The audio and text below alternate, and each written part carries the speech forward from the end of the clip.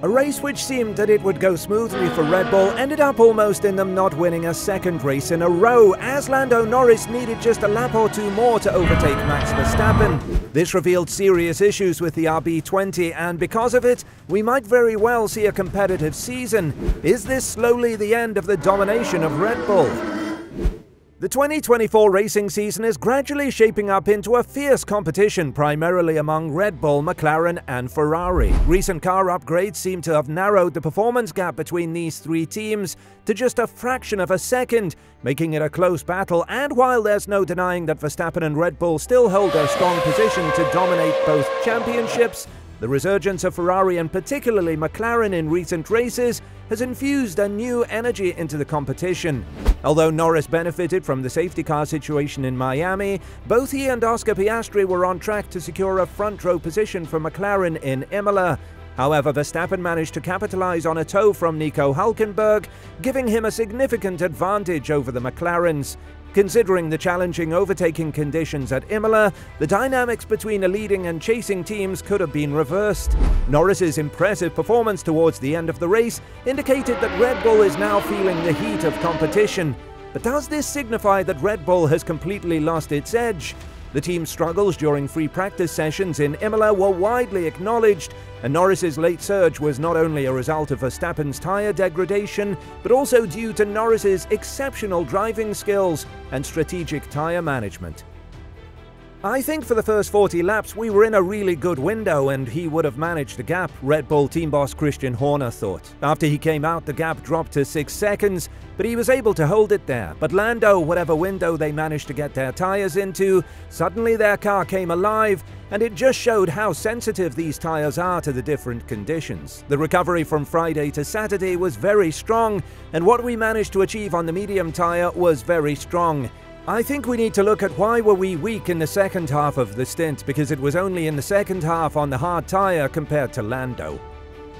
What the results in Miami and Imola told us is that it would be wise to wait beyond outlier Monaco, for Montreal and especially F1's well-known Barcelona proving ground to draw proper conclusions on whether McLaren has truly caught, let alone surpassed Red Bull in pure speed. Red Bull encountered one of their toughest weekends so far this year. The team introduced a new floor and front wing last weekend as part of their ongoing development plan set at the start of the season. The alterations to the floor were noticeable, particularly in the floor edge region and around the lower cis fairing area. In terms of the floor edge adjustments, the vortex generators positioned beneath the inclined element were revamped to redirect turbulence from the front tires outward, thus preventing any disruption to the airflow passing beneath the car. Moreover, the design of the cis casing nestled in the bottom underwent a complete overhaul. The updated bottom now features a more pronounced step-shaped fairing, as indicated by the red arrows in the diagram,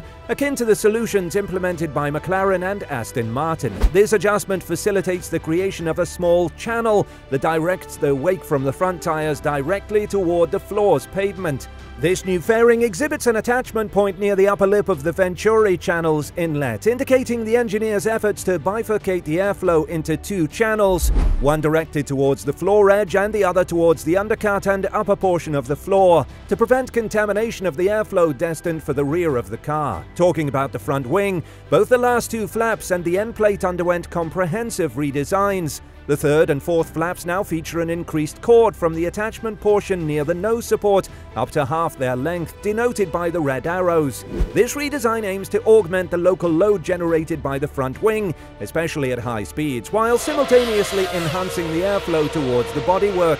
The alterations to the end plate, highlighted by the blue arrows, involve a different carbon profile design aimed at intensifying the outwash effect. This effect pushes the air outward, away from the front wheel, thereby reducing the drag produced by the front wing itself. All these modifications were anticipated to enhance the local downforce generated, thereby refining the car's performance, particularly at high speeds. However, despite the new parts appearing to function as expected as early as FP1, the RB20 proved to be challenging to drive on Friday. Verstappen voiced significant concerns during both FP1 sessions regarding the car's unpredictability across various corners. The balance oscillated from oversteer underbraking to understeer at the apex of slow corners, particularly noticeable during the qualifying simulations when the car is lighter. This issue stemmed mainly from two factors: the mechanical setup and the track layout. The RB20 is configured to operate at low ride heights and features a stiff suspension system, although an improvement over the RB19. While this setup provided an advantage in fast corners like Piratella or Villeneuve, where the stiff system stabilized the car and facilitated high downforce generation, it proved less than ideal for slow corners and chicanes. Moreover, the bumpy asphalt and high curbs necessitated a softer mechanical setup to allow the tires to reach their optimal operating temperature. Consequently, the suspension system was softened to enhance ground contact, generating increased friction and tire heat absorption.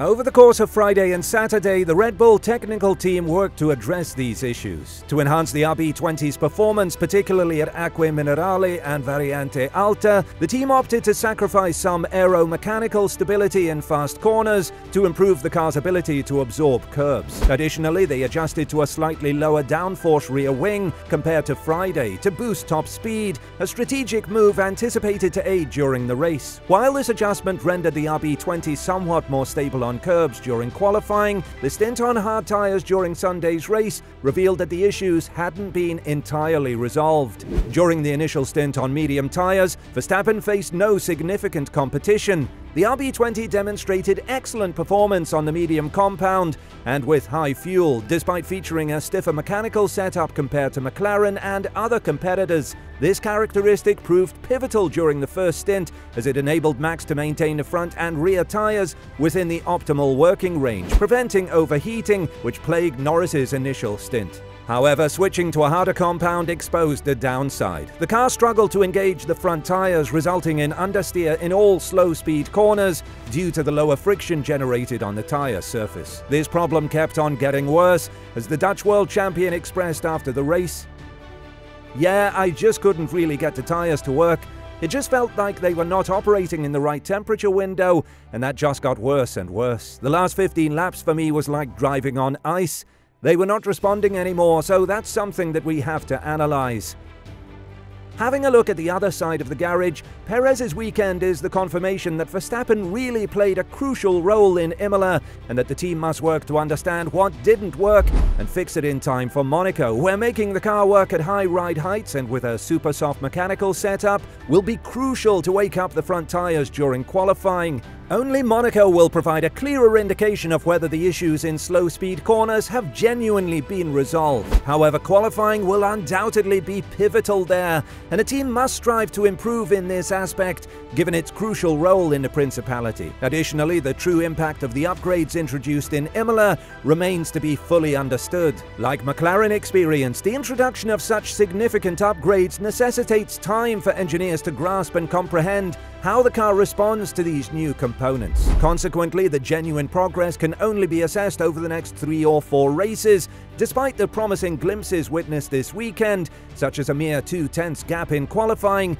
and trailing Verstappen by only 6 seconds on Sunday. These indicators suggest that the chosen direction is indeed the correct one, and once the full potential of the SF24 Evo is unlocked, Ferrari will be on par with McLaren and Red Bull. The Imola Grand Prix provided one of the most captivating weekends in the last year and a half, both on the track and from a technical standpoint. Red Bull, McLaren and Ferrari engaged in intense battles in both qualifying and the race. The hook to Red Bull has been established, and moving forward, all 3 teams will vigorously vie for the top step of the podium every race weekend. Do you think Red Bull will lose more races this year? Let us know down in the comments below, and we will see you in the next video.